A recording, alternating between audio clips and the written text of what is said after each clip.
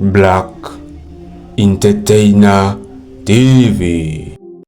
Bikomeza gufata yindi ntumbero, ibintu bikomeza kuja kurundi rwego. Umuririmbyi Adric Akimu novuga ko bisa nkaho bimurangiriyeho uno munsi tuvugana canke akakanya tuvugana, bimaze kuba vyemezwa ko uwo yari yita ko bari mu rukundo, uwo bita Miss Nyambo amaze kuba yaterewe ivi hari ku munsi wejo, aho yatererwa ivi. Rero ukabona ko vyazanye uruhagarara ku muririmbyi wanyu Adric Akimu, ubwo yari amaze kumusaba ko yoza kumutemberera i Burundi, nawe Nyambo arabimwemerera, ariko mu nyuma bikaza kurangira Nyambo aterewe ivi n'uwundi musore w'umunyarwanda yarasanzwe akorera mu gisagara ca Dubai hariya. Je tugiye kubana mu kino kiganiro, ni Taiside wina nk'ibisanzwe, na channel yanyu ni Black Entertainer TV.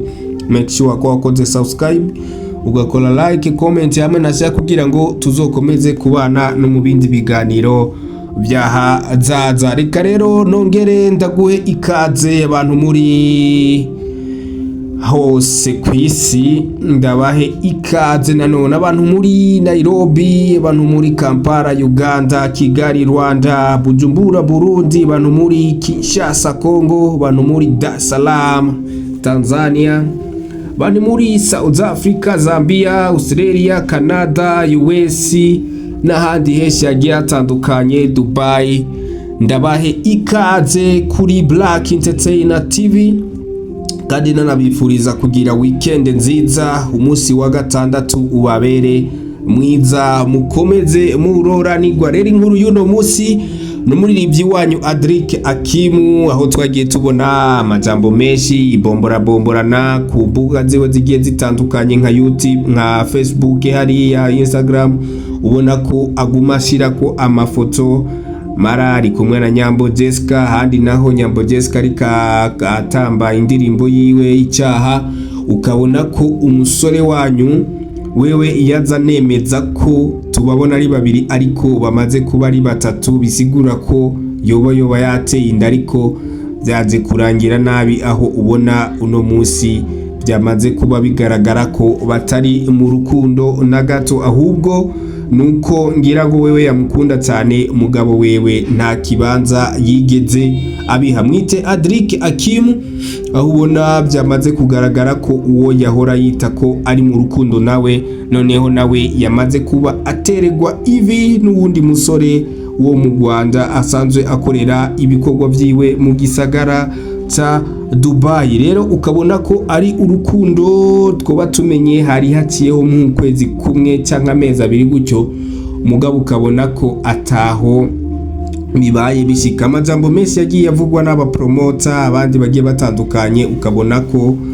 Adric Akimu yavuga ati jewe n'umukazana wanyu vuba ndamubazanira. Noneho niho yaja kumusaba ko yoza kumutemberera i Burundi, nawe aravyemera, ariko bije kurangira nabi, aho ubona Nyambo Jessica yamaze kuba atererwa ivi n'undi musore yahora akorera ibyashara hariya mu gisagara ca Dubai, kandi ukabona ko uwo musore asanzwe ari umunyarwanda. Ariko nkaza kuvuga ati bino bintu bisanzwe biteye amakenga, nubwo tutabona kenshi abakobwa bakunze kwerekana emotion zabo mu bintu by'inkundo.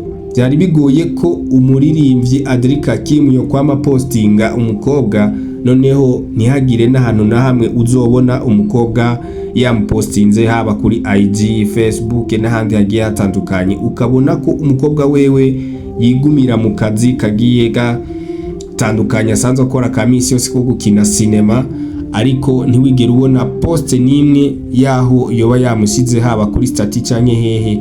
Ukabona ivyo bintu ko bisa nkaho biteye amakenga. Sinzi uwigeze kuvuga ngo iyo ni AI, ariko benshi bamutera ivyatsi, mugabo mu nyuma byaje kugaragara neza ko igwo rukundo rushobora kuba arutabaho. Rero niho ku munsi wejo Nyambo Jessica yaterewe ivi, ukabona ko byamaze kurangira. Adric Akimu ubu ngubu akaba ari muyabira, nawe amaze kubibona ku munsi w'ejo nyene yaciye aza kuri platform ya hariya kuri Facebook yandika ati kazima Imana inkunda naka emoji, ubona ko asa n'ubabaye. Rero ukabona ko novuga ko yari inkuru mbi canke amakumva iyo nkuru kuri Adric Akimu yari inkuru y'incamugongo, kuko kumva uwo wafiriye canke uwo wihebeye ukumva yamaze kuba atererwa ivi, nubwo atacemeza neza ijana kwijana kugo rukundo canke ibyo bintu bizobandanya, ariko na mahigwe yuko uzohava umwegukana ijana kwijana hariya uba ugifise, kubera ko iyo umuntu amaze kuba aterewe ivi urumva ibintu biba bimaze kugera